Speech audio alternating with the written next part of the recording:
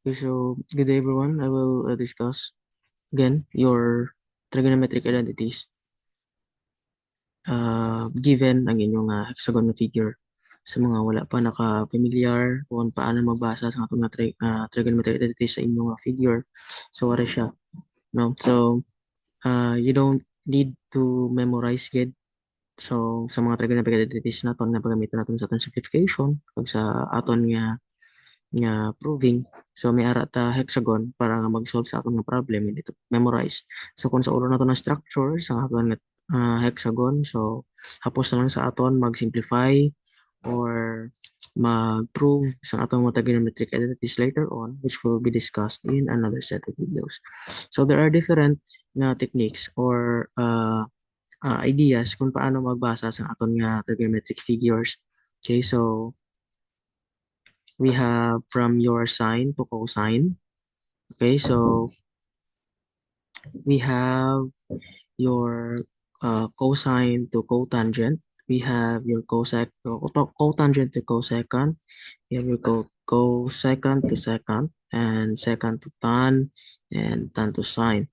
So we have your clockwise direction. So your clockwise direction will uh, relay to you sa mga trigonometric identities naton nga makita kung basahon ta siya into clockwise direction. So from your sign and cosine, cotangent, and cosecant. So kung gusto naton kuhaon ang equivalent sa aton nga trigonometric identities nga pagbasa naton sa aton nga hexagon clockwise. So like for example, gusto ko kuhaon ang equivalent sa akon nga sine. Okay? So my sine is equals to kung basahon naton siya clockwise, i-divide naton i-divide naton ang consecutive duha ka consecutive naton nga mga trigonometric identities. So kung basahon naton pa clockwise direction, ang duha ka consecutive identities naton nga makita for sine is your cosine and your cotangent. So we have to divide your cosine and your cotangent. Okay? And kung gusto naman natin makita ang aton na cosine, the equivalent of our cosine, we have your cotangent and the next consecutive sa akong cotangent from my cosine is the cosecant. So this is cotangent all over my cosecant. Okay? So if gusto ko naman makita ang akong equivalent sa akong cotangent, so I have also my cosecant all over my secant. Okay. And if I have to find my cosecant, the equivalent for this one is my secant all over your tangent here. All over your tangent. Okay. And so on and so forth. So kung secant naman, so we have your tangent all over your sine. Okay. So muna siya magpakita naton in your clockwise, no? Clockwise nga direction. Okay, so clockwise nga direction. Kung counterclockwise naman,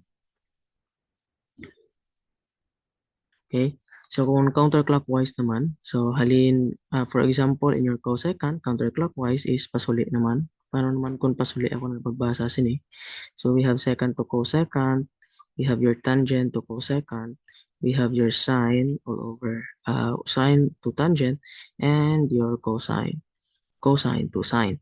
So, magbasa naman sa aton nga ano nga nga counterclockwise. So like for example, gusto ko naman magsugod liwat sa sine. So your sine is also ang consecutive ya Japon ng mga trigonometric identities. So we have your tan all over your secant. Okay? So pasuli naman nga pag basa, no? So may ta tan all over secant. And we have also, kung gusto ko naman ang ako na cosine, anong sunod sa cosine? Kung pasuli naman, kung counterclockwise. So we have your sine all over your tangent. And kung cotangent naman, so we have your cosine all over your sine. And if cosecant naman, cosecant, so we have your cotangent all over your cosine. Okay? And of course, if secant, pabalik naman, so we have your cosecant all over your cotangent. Okay? So, muna siya magbasa class. Una-una is from, yun naka-clockwise siya, no? Clockwise direction, amo na siya. And then, you have your counterclockwise direction. Okay? Pasuli siya. So, amo naman na siya magbasa consecutive Japon na terms. Okay? So, we divide. Okay? So, we will next to discuss the other trigonometric identities naton nga makita gamit ang another techniques on how to read your hexagon. Okay, so now we have to read na naman from this one, your cotangent. Okay, from for example, from your cotangent, patabok naman no sa piyak ang iya nga opposite. So kung basahan naman imong opposite from this cotangent is equals to ang iya nga opposite which is 1, 1, and this is all over Japan into your tangent. Okay, ang iya nga opposite. And this one, kung cosine na naman, kung cosine, okay, opposite niya is 1, and then lapos siya sa aton nga second. So kung cosine naman, we have your 1 all over your second. And kung sine, this is 1 all over your cosecant. Makita ninyo. And what about your cosecant? So cosecant, malako siya sa aton nga sine. Okay, so if we have your CSC, this is equals to 1 all over your sine. And if we have your second na naman class, second, so your second, kung pabalik naman na to, we have your 1 all over your cosine. Okay? So that is another nga pagbasa sa aton nga trigonometric identity. Okay? So we have to read this one, no? Ang napatungaan naman. Okay, like for example, gusto ko kuhaon si cosecant. Ano ang duha ka trigonometric identities nga ra sa tunga sa kilid niya kag kilid? So ang isa is your cotangent, ang isa is your secant. Okay? So, amo naman na siya. Kung cosine naman, kung dili naman ko sa cosine, ang duha ka trigonometric identities nga ara sa tunga or ara nagapatunga sa iya, or ara sa duha niya ka kilid, we have your cotangent and we have your sine. And kung tangent naman, like for example, tangent, we have your sine and your secant. Okay? So, pauna ton ang isa, matag example, like for example, we have your tangent. Okay? So, ano ang duha ka trigonometric identity nga ara sa tunga niya? So, we have your sine, okay, and multiply naton in your ang isa pa nga ara sa kilid, so we have your second, okay, sine sec. Okay, so don't forget, ano ko lang gin try ko lang ni siya sulat, pero automatically kung magsulat kita sa ato nga trigonometric identities like your sine, okay, so automatically may di siya theta or sine x or sine y or whatever nga variables nga ibutang naton di sa ato nga sine. Okay, so sige, let's practice that one. Practice nato na butang like this one dire. So your tangent theta, butang ko lang siya. If your tangent theta, this is equal to your sine. This is your sine theta and your secant theta. Okay? And of course, kung gusto ko naman sa cosine, gusto ko naman kuha ng cosine. So cosine theta, ang duha ka nagapatunga sa iya, siya kilid, is you have your cotangent theta. Pag gusto ko lang kung di mo unahon, cotangent or sine, wala da problema. Okay, and we have your sine theta. Okay, so kung gusto lang mo kung di na inyong kwaon, so example, secant theta. Okay, so ang kapatunga siya is your cosecant theta and your tangent theta.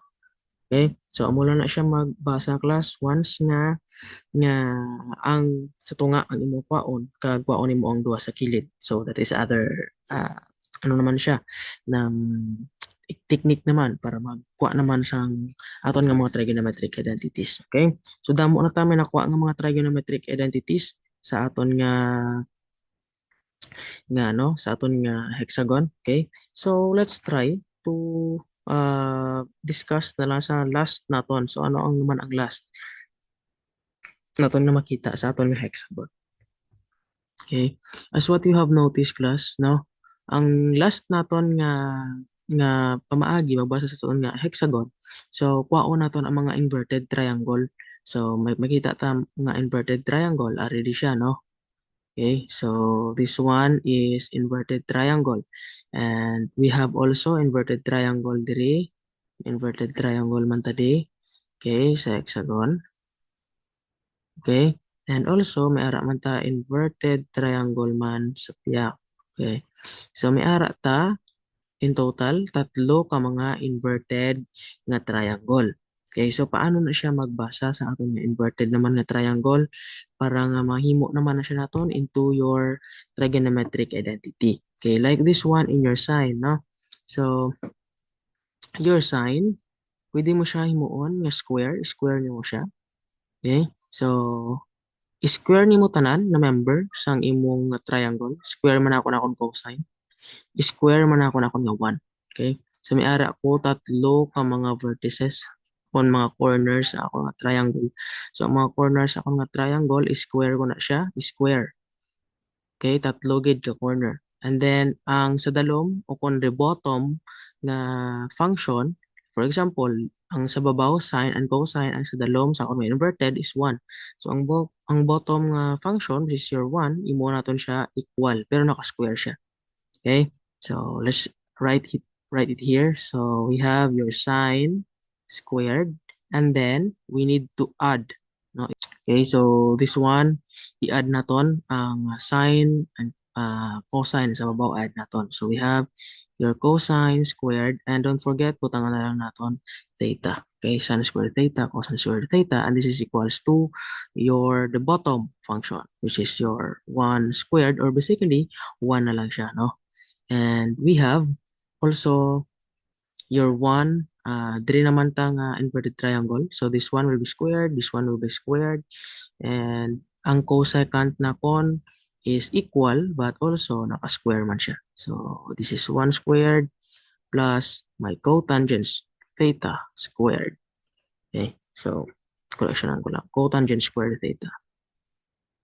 This is your cotangent squared theta. This is equals to your cosecant squared theta. Okay? And last na ton inverted triangle is we have your tan. So, punta naman, naka-square man di, and then naka-square ang 1, and then this is naka-equal ang second, kaya sa dalom, and then naka-square. Okay, naka-square man nato nga second. Okay, so we have your tangent squared theta plus your 1 squared, this is equals to your second squared theta. Okay? So, that's all ng mga makita naton sa aton nga trigonometric identity sa aton nga hexagon. Amo na siya magbasa class. I will be requiring you to ano lang, sa ulohon lang, memorize the structure of your hexagon. Okay, so we have two types of trigonometric identities nga wala pa na-discuss. So, i-try ko na di siya discuss another nga set of videos.